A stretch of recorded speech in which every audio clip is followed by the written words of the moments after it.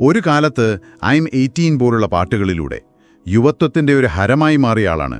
അതെ, rock star. പക്ഷെ ആ പ്രശസ്തിക്ക് പിന്നിൽ ഒരു വലിയ ഇരുട്ടൊളിഞ്ഞിരിപ്പുണ്ടായിരുന്നു അല്ലേ? തീർച്ചയായും. മദ്യപാനം അതൊരു ശീലമായി, പിന്നെ അതൊരു മരുന്നായി മാറിയെന്ന് അദ്ദേഹം തന്നെ പറയുന്നുണ്ട്. ഡോക്ടർമാർ 1 മാസം അതിനപ്പുറം ജീവിക്കില്ലെന്ന് വരെ പറഞ്ഞു. ഓർക്കുമ്പോൾ തന്നെ ഭയമാകുന്നു. സ്വന്തം സ്റ്റേജ് വസ്ത്രം കാണുമ്പോൾ കരച്ചിൽ വരുന്നൊരവസ്ഥ. അത്രയും വിഷാദം. ആ സമയത്ത് അദ്ദേഹം ചിന്തിച്ചൊരു കാര്യമുണ്ട്. ഞാൻ ലോകത്തിലെ 1-ാം നമ്പർ റോക്ക് സ്റ്റാർ, എന്നിട്ടും ഇതാണോ എന്റെ അവസ്ഥ?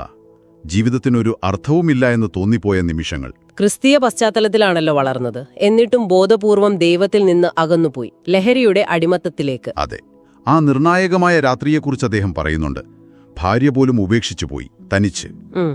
കൊക്കെയിനും തോക്കും മുന്നിൽ വെച്ച് കണ്ണാടിയിൽ നോക്കിയപ്പോൾ രക്തം പുരണ്ടൊരു മുഖം കണ്ടു എന്ന്. അതൊരു ദൈവിക ഇടപെടലായിരുന്നു. അദ്ദേഹം വിശ്വസിക്കുന്നത് അങ്ങനെയാണ്. അതൊരു മാറ്റത്തിന്റെ നിമിഷമായിരുന്നു. ആ നിമിഷം അദ്ദേഹം തീരുമാനിച്ചു, ഇനി ലഹരി വേണ്ട. അതൊരു തീരുമാനമായിരുന്നില്ല, അതൊരു സമർപ്പണമായിരുന്നു ദൈവത്തിനു മുന്നിൽ. അതിനുശേഷമോ ഏകദേശം 40 വർഷമായി ലഹരി തൊട്ടിട്ടില്ല. അതൊരു അത്ഭുതം തന്നെയല്ലേ? ഡോക്ടർമാർ അത്ഭുതമെന്ന് പറയും. പക്ഷേ അദ്ദേഹം പറയുന്നൊരു വാക്കുണ്ട്: ഞാൻ സുഖപ്പെട്ടവനല്ല, ക്യൂർഡ്. ദൈവം എന്നെ സൗഖ്യമാക്കിയതാണ്, ഹീൽഡ്. ആ വ്യത്യാസം വളരെ പ്രധാനപ്പെട്ടതാണ്. ക്യൂർഡ് അല്ല, ഹീൽഡ്. അതെ, ദൈവം ആ ആസക്തിയുടെ വേര് തന്നെ പിഴുതുമാറ്റിയെന്നാണ് അദ്ദേഹം അർത്ഥമാക്കുന്നത്.